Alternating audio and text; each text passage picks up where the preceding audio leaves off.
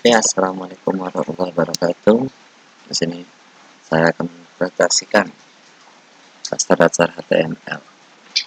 Ya, sebelumnya perkenalkan nama saya Raffi Kemar Suara, NIM 19.000.18374. Ya, pertama, apa itu HTML? HTML adalah singkatan dari Hypertext Markup Language.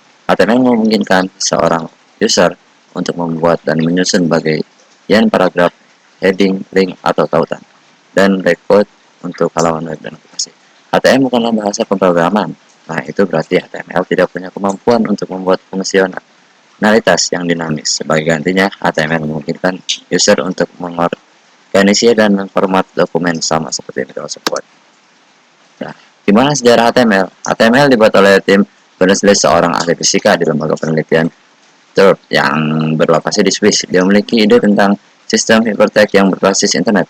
Hypertext merujuk kepada teks yang memuat referensi ke teks lain yang bisa diakses langsung oleh viewers. Tim merilis versi pertama HTML pada tahun 1991 dan di dalamnya terdiri atas 18 HTML teks. Sejak saat itu, setiap kali pembahasan HTML merilis versi teranyarnya selalu ada tag dan atribut atau modifier atau yang terbaru. Berdasarkan HTML elemen referensi milik Mozilla Developer Network. Untuk saat ini ada 140 HTML tag, meskipun sebagian sudah usang, tidak lagi didukung oleh versi terbaru browser. Berkat popularitasnya yang terus meningkat, HTML kini dianggap sebagai web standar yang resmi. Spesifikasi HTML dimaintain dan dikembangkan oleh World Wide Web Consortium. Cek versi terbaru dari bahasa ini di website. Itulah katanya, promosi dikit. Upgrade HTML besar-besaran terjadi pada tahun 2014 dan hasilnya adalah pengenalan HTML5. Pada upgrade tersebut terdapat semantik baru yang memberitahu arti dari konteksnya sendiri seperti artikel, header, dan foto. Bagaimana sih cara kerjanya? Dokumen HTML adalah file yang diakhiri dengan ekstensi HTML atau HTM. Ekstensi file ini bisa dilihat dengan menggunakan web browser apapun seperti Google Chrome, Safari, atau Mozilla Pro, ya, mau apa mini, apa.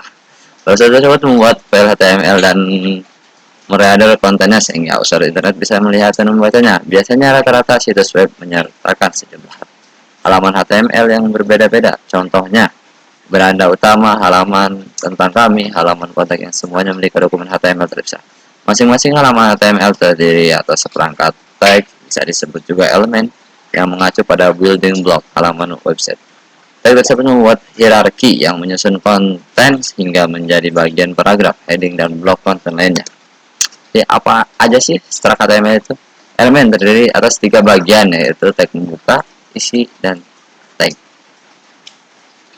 penutup. Contohnya untuk menampilkan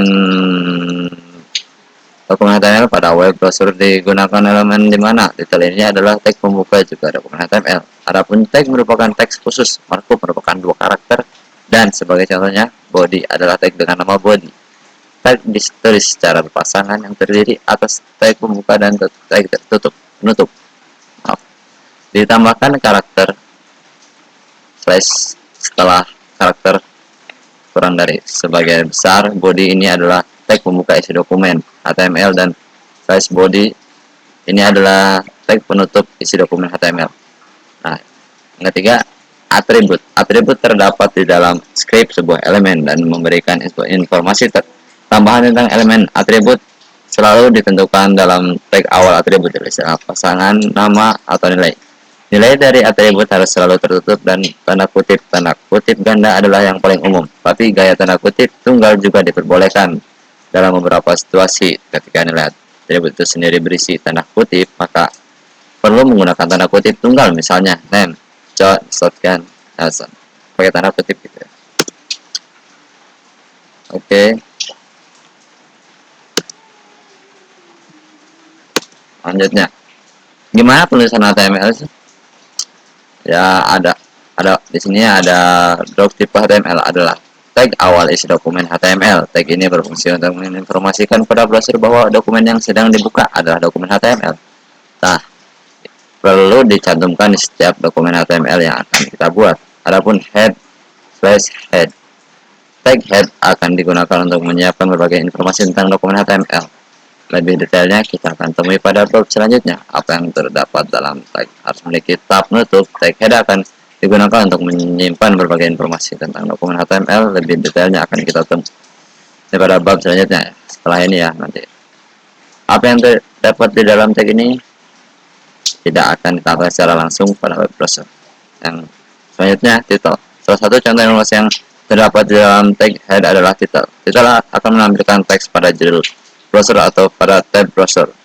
Selanjutnya body. Nah, apa yang jadi body itu apa yang ingin kita tampilkan di web tersebut akan ditulis di dalam tag ini gitu. Ya, jadi selanjutnya apa aja tag-tag dasarnya tuh?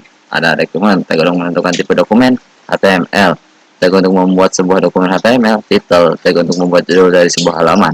Adapun body, tag untuk membuat tubuh dari sebuah halaman H1 sampai H6. Tag untuk membuat heading, adapun P untuk membuat paragraf, adapun BR memasukkan satu baris putus.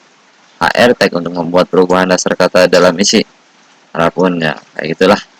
Tag untuk membuat komentar. Masih banyak yang lainnya dan sekian, terima kasih. Jika banyak kekurangan mohon maaf. Kurang lebihnya mohon maaf. Kalau ada koreksi silahkan komen di bawah. Oke. Sekian, terima kasih.